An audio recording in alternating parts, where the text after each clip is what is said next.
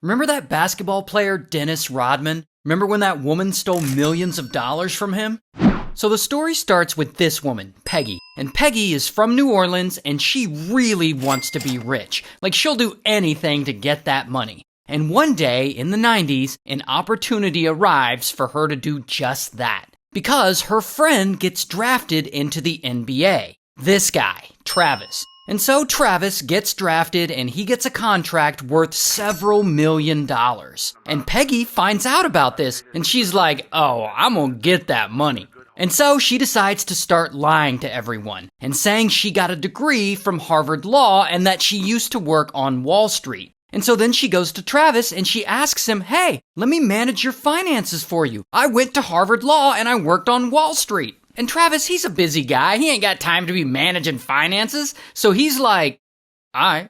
And so she gets to work managing his money. And by managing his money, I mean she's funneling it into her own secret bank account. And she's spending it on herself. And she's like out shopping and buying herself like designer drip and stuff like that. But 5 years later, Travis finally somehow realizes that Peggy has taken nearly $2 million from him and spent it on herself. And so, boom, he fires her. However, other than that, he doesn't want to make a big deal out of it, and so Peggy doesn't get into any real trouble. And this is a mistake, because it allows her to move on and keep the con going with other people. And then one day, around 2001, Peggy gets another opportunity. She finds out her interior designer friend is doing a job for this NFL player, a rookie named Ricky.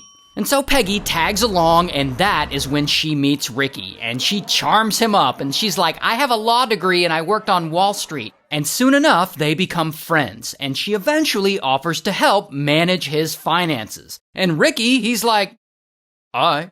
And so, pow, they're off to the races, and she's helped managing Ricky's finances, and she's like opening bank accounts for him, she's managing his investments, helping his bills get paid on time. She's like, don't worry, I'll take care of everything. And of course, by take care of everything, she really means she's gonna low-key funnel his money into her own bank account. And so, over time, she becomes really close to Ricky, like family. She helps him and his girlfriend plan their wedding. She drives the girlfriend home from the hospital after they give birth to their kid. And like when Ricky gets traded to a different football team and has to move, Peggy moves to the new city with them to stay close to them. So Ricky, not knowing he's being robbed by his own friend, he thinks Peggy is doing a really good job. In fact, he thinks she's doing such a good job that eventually word spreads around and suddenly her management services are in high demand. And she and her company start managing a bunch of other pro athletes. And that is when she meets this guy, Dennis Rodman. Now, Rodman was a really famous basketball player, but at this time, around the mid-2000s, he's actually retired.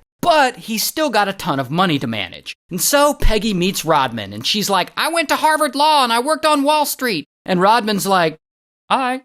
Regardless, he needs Peggy's help. He's in a bad place financially and emotionally. Apparently, he's been drinking a lot lately. And so Peggy steps in and she starts managing his finances. And just like with Ricky, she becomes close friends with Rodman. And so she also starts mothering him, like reminding him when his drinking is getting out of control, stuff like that. And she legitimately does some good for him. And over the next few years, Rodman, he kind of starts getting his life back together a bit. Like things are looking better for him. And when he gets inducted into the Basketball Hall of Fame, he of course, on stage, thanks Peggy. Peggy King, Elton King, the family that these guys are taking care of me these days. Thank you, Peggy. Now, as you've already predicted, while she's helping Rodman manage his life and his finances, she's also funneling his money directly into her own pocket. And at this point, she's already stolen over $1 million from him. And this poor guy has no idea. Meanwhile, Peggy's just out here living the good life. Like, she's got all this money now, and she's spending it on herself. She's, like, always wearing Gucci, like Gucci dress, Gucci bag, Gucci shoes. She lives in a big-ass mansion. She's got a whole fleet of expensive cars, a Bentley, a Maserati. I mean, she could at least attempt to hide her fraud a little better. But not only that, as if the situation couldn't get any more ridiculous, Peggy has such a good reputation and she's so popular with people that she pairs up with some producers and she gets a deal to shoot and star in her own reality TV show on BET called The Peggy Show.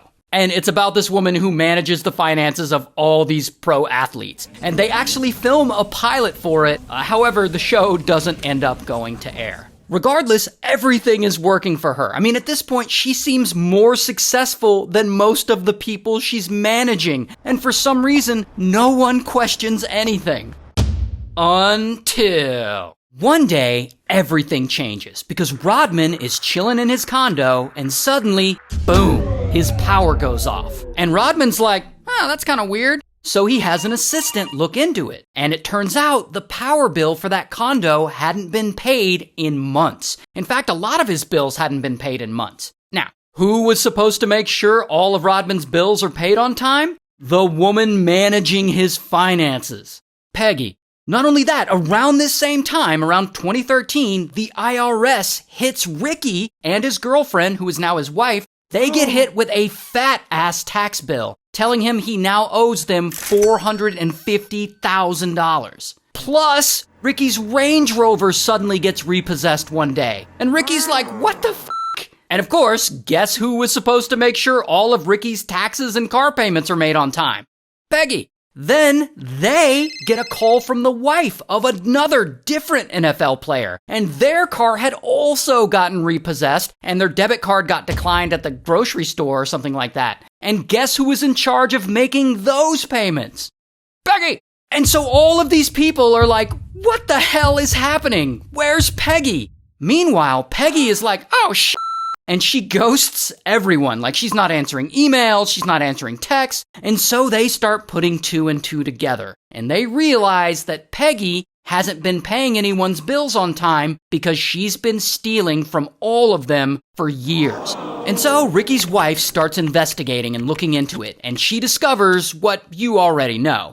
Peggy never went to Harvard Law. She never worked on Wall Street. It was all a lie.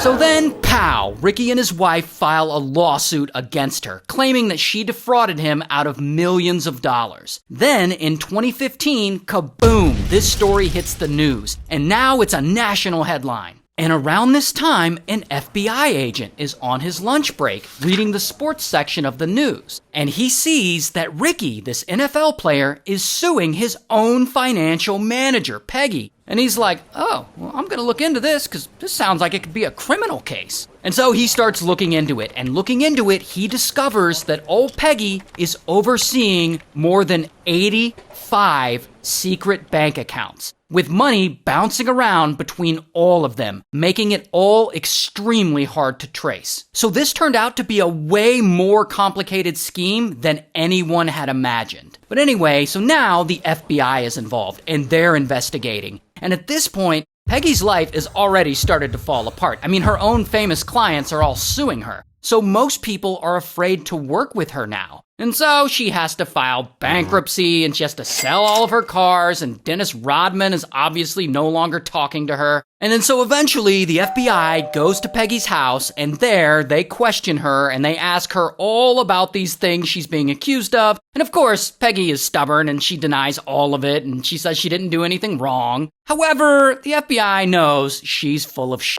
And so, bam, Peggy gets arrested. Here's her mugshot. And she ends up taking a plea deal, and she's sentenced to 10 years in prison.